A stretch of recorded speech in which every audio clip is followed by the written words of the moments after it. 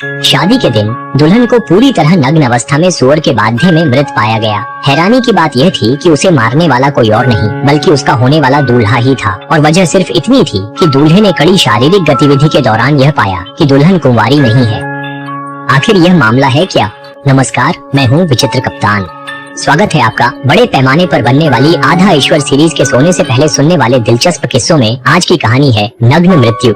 ये एक सच्चा मामला है जो हाल ही में हुनान प्रांत में घटित हुआ। उस दिन पांगगवान गांव के ली मोमो घबराए हुए थाने में दाखिल हुए और बताया कि उनकी होने वाली पत्नी, जिससे अभी शादी नहीं हुई थी, आज अचानक लापता हो गई है। रिपोर्ट दर्ज कराने वाले का नाम ली जोंगपिंग है। आज उन्हें अपनी मंगेतर के साथ शादी करनी थी, लेकिन शादी के दौरान दुल्हन, जिसे मंच पर आना था, काफी देर तक नहीं आई। बेचैनी से इंतजार करने के बाद उन्हें बस यही खबर मिली कि दुल्हन का कहीं पता नहीं है, और दुल्हन का फोन भी न जाने क्यों लगातार कोई नहीं उठा रहा था। शुरुआत में तो यही लगा कि दुल्हन घर पर सो गई होगी और इसी वजह से शादी में देर हो गई, लेकिन कमरे में देखा तो वह पूरी तरह खाली था। दुल्हन का कोई नामो निशान नहीं था। कुछ लोगों ने अंदाजा लगाया कि कहीं दुल्हन ने ली जोंगपिंग से दहेज लेकर भाग तो नहीं गई, क्योंकि उस समय गांव में शादी के लिए लड़के वालों को काफी दहेज देना पड़ता था। पुलिस की जांच पड़ताल के बाद पता चला कि दुल्हन के जाने के कोई संकेत नहीं मिले। पूछताछ के बाद एक ग्रामीण ने बताया कि कल रात किसी ने चुपके पीछे के पहाड़ की ओर जाते देखा था।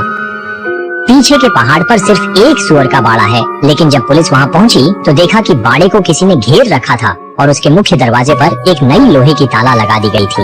अंदर से तेज बदबू आ रही थी, जिससे पुलिस को शक हुआ। जब सील किए गए सुअर के बाड़े की प्लास्टिक शीट हटाई गई तो सचमुच वहां एक महिला की लाश मिली। फॉरेंसिक जांच के बाद पुष्टि हुई कि मृतका की मौत गला घोंटने से दम घुटने के कारण हुई थी। इसके अलावा दुल्हन के कपड़े किसी ने उतार दिए थे। वह पूरी तरह नग्न थी, जो बहुत अजीब था। हत्यारा कौन है और उसने दुल्हन को क्यों मारा? इससे पुलिस की जिज्ञासा और बढ़ गई। दुल्हन बाहरी शहर की थी। शादी के 3 दिन पहले ही दूल्हे के घर आई थी, इसलिए दुश्मनी की वजह से हत्या की संभावना नहीं थी। दूल्हे ने दहेज में लाखों रुपए खर्च किए थे। वह दुल्हन को अपनी आंखों का तारा मानता था। पुलिस ने सुअर के बाड़े में मिली प्लास्टिक शीट और लोहे के ताले को सुराग मानकर जांच शुरू की। किराना दुकान के मालिक की याद के अनुसार ये सारी चीजें दूल्हे ली जोंगपिंग ने खरीदी थी, और पुलिस को सुअर के बाड़े में जो पैरों के निशान मिले वे भी ली जोंगपिंग से मेल खाते थे। इसी तरह ली जोंगपिंग को मुख्य संदिग्ध मानते हुए गिरफ्तार कर पूछताछ की गई। कई सबूतों के सामने ली जोंगपिंग के पास अब इनकार करने का कोई कारण नहीं था, जिससे उसका चेहरा गुस्से से भर गया और उसने कहा कि यह सब दुल्हन द्वारा उसे धोखा देने की वजह से हुआ। दुल्हन के ली जोंगपिंग के घर आने के दूसरे दिन दोनों ने पहली बार संबंध बनाए, लेकिन संबंध बनाने के बाद पता चला कि दुल्हन कुंवारी नहीं है, जिससे वह बहुत गुस्सा हो गया, क्योंकि उसने दुल्हन से शादी करने के लिए इतनी बड़ी रकम इसलिए खर्च की थी क्योंकि वह कुंवारी थी। इसी बात को लेकर दोनों के बीच झगड़ा हुआ और ये झगड़ा शादी के दिन तक चलता रहा। ली जोंगपिंग को लगा कि दुल्हन ने उसे धोखा दिया है और वह अपनी दी हुई लाखों की दहेज वापस लेना चाहता था, लेकिन लड़की के रवैये ने ली जोंगपिंग को बेहद गुस्से में ला दिया। उसने पास में रखा घूंघट उठाया और दुल्हन का गला घोंटकर उसे मार डाला। फिर लाश को अलमारी में छुपा दिया और वापस शादी के समारोह में जाकर ऐसे दिखाया जैसे दुल्हन गायब हो गई हो। उसी रात उसने दुल्हन की लाश को उठाकर पीछे पहाड़ी पर बने सुअर के बाड़े में फेंक दिया।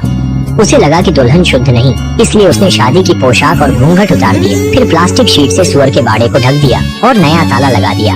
आखिरकार ली जोंगपिंग को संकीर्ण सोच की कीमत चुकानी पड़ी और उसे मौत की सजा सुनाई गई। क्या लगता है कि पवित्रता, कौमार्य महत्वपूर्ण है?